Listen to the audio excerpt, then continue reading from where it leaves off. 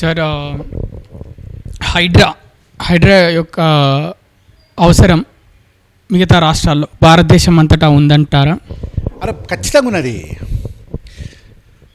మిగతా దేశాలు తర్వాత మాట్లాడదాం, మిగతా దేశంలో మిగతా రాష్ట్రాల్లో తర్వాత మాట్లాడదాం. మనకు ఒక్క హైదరాబాద్కే కాదు, తెలంగాణ మొత్తం అవసరం ఉన్నది. ఖమ్మం మునిగిపోయిందా?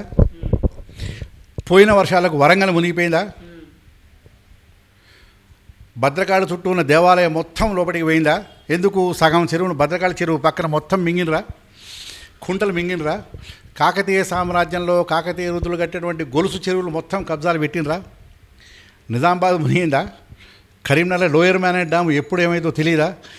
మిగతా సంగతి ముందు ఇంట గెలిచి రచ్చ గెలుద్దాం. ముందు ఈ హైడ్రాని ఇక్కడ పెట్టుకోవాలి. మీకు ఒక మాట చెప్తా, ఈ హైడ్రా ఆవిర్భావంలో కూడా నిన్న చెప్తున్నాడు, నేను 52 బిల్డింగ్లు కూల్చున్నాను, ఎవరో పేపర్లో చెప్పినట్టున్నాడు. అసలు ఇది కాదు చేయాల్సింది, కూల్చు. 52 కాదు, ఒక లెక్క ప్రకారం నెక్స్ట్ అంటే నేను చెప్పే లెక్క కాదు, కాకి లెక్క కాదు, ఆథెంటిక్.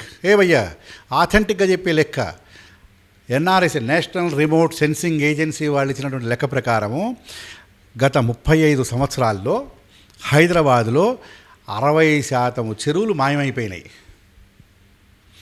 ఈ నేషనల్ హైవే 7 పట్టుకున్న ఒక చెరువు, దాని పేరు గుర్తొస్తలేదు, 260 సంవత్సరాల చరిత్ర ఉన్నటువంటి చెరువు అది. ఇవాళ కంట్రీ చూపు కనపడడం లేదు.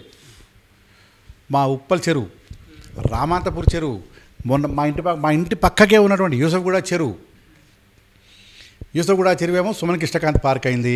ఆ జీవికే మాల్ ఎదురుగుండా ఒక చెరువేమో, నాగార్జున సర్కిల్లో ఉండే చెరువేమో ఇంకేదో పార్క్ అయింది, జలగ వెంగళరావు పార్క్ అయింది. ఈ చెరువులు పోతే ఇవాళ హైదరాబాద్ పరిస్థితి ఏంటి?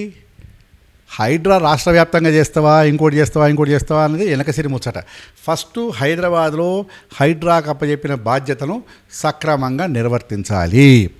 దీంతో పాటుగా ఈ నాలాలు, ఈ పైన ఉన్నటువంటి చెరువులు కొడితే కాదు, ఈ ప్రభుత్వము హైడ్రా నేతృత్వంలో, హైడ్రా ఆధ్వర్యంలో 1110ను ఖచ్చితంగా అమలు చేయాలి. ఒక లెక్క ప్రకారము, మరి మీడియా దీన్ని ఎందుకు ఫోకస్ చేస్తలేదో, వాళ్ళకున్న లెక్కలేందో, వాళ్ళకున్న ఆస్తులు వాళ్ళ ఏమిటో మనకు తెలియదు. కానీ నేను ఓపెన్గానే అంటే కాన్షియస్గా ఉండే ఈ మాట అంటున్నా. ఒక సోషల్ యాక్టివిస్టు, సామాజిక ఉద్యమకర్త సుప్రీంకోర్టులో ఇచ్చిన లెక్క ప్రకారము 12,500 ఆక్రమణలు ఉన్నాయి 111 జీవోలో. ఈ 111 జీవో ఏంది? ఉస్మాన్ సాగర్ అంటే ఇటు గండిపేట అటు దీనికి, ఈ ఉస్మాన్ సాగర్ హిమాయత్ సాగర్కు 10 కిలోమీటర్ల రేడియస్లో ఎటువంటి శాశ్వత నిర్మాణాలు చేయరాదు. ఇది బఫర్ జోన్. మామూలుగా మనం నదీ పరివాహక ప్రాంతం అని ఎట్లా అంటామో క్యాచ్మెంట్ ఏరియా, అట్లాగే ఈ చెరువులకు, ఈ ఉస్మాన్ సాగర్కు, ఈ హిమాయత్ సాగర్కు ఇది క్యాచ్మెంట్ ఏరియా. ఇక్కడ కనుక నీరు కనుక నిలిచిపోతే 2 ప్రమాదములు భాగ్యనగరానికి. ఒకటి, సిటీ ఇనండేట్ అవుతుంది, జరుగుతున్నది. ఇనండేట్ అంటే మునిగిపోతుంది. 2, ఈ 2 చెరువులు ఒకానొక సమయంలో 1920వ దశాబ్దంలో కట్టినటువంటివి. ఈ 2 చెరువులు హైదరాబాద్ నగరానికి మొత్తానికి కావాల్సి వచ్చినటువంటి నీటిని, మంచినీటి, తాగునీటిని సరఫరా చేసేటటువంటి చెరువులు, రిజర్వాయర్లు.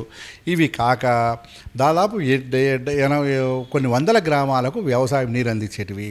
ఈ సర్ప్లస్ వాటర్ ఏవైతే వస్తాయో, వాగులు వంకలు బారినాక, రిజర్వాయర్ నిండినాక. ఇవాళ ఈ 111 జీవో పెట్టినవా 1996లో తెచ్చినావు నువ్వు. తెచ్చిన 2 ఏళ్ళకి దీన్ని డైల్యూట్ చేస్తేవి. ఇవాళ 12,500 అక్రమ కట్టడాలు ఉన్నాయి.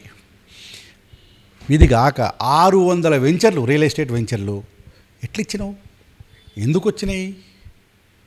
ఈ ప్రశ్నలకు సమాధానం వెతకకుండా, ఈ ప్రశ్నలకు పరిష్కారం చేయకుండా హైదరాబాద్లో ఉన్నటువంటి ఈ మ్యాన్ మేడ్ కెలామిటీస్, ఇప్పుడు జరుగుతున్న ఈ వరదలు కానీ, ఈ ఉప్పెన కానీ, మునిగిపోతున్న నీరు మునుగుతున్నావు కానీ, డ్రైనేజీలో పిల్లలు కొట్టుకుపోయి చచ్చిపోవటాలు కానీ, స్కూటర్లపై నుంచి కింద పడి పోవటాలు కానీ, ఇవన్నీ కూడా మానవ నిర్మిత ప్రమాదములు, తప్పిదములు.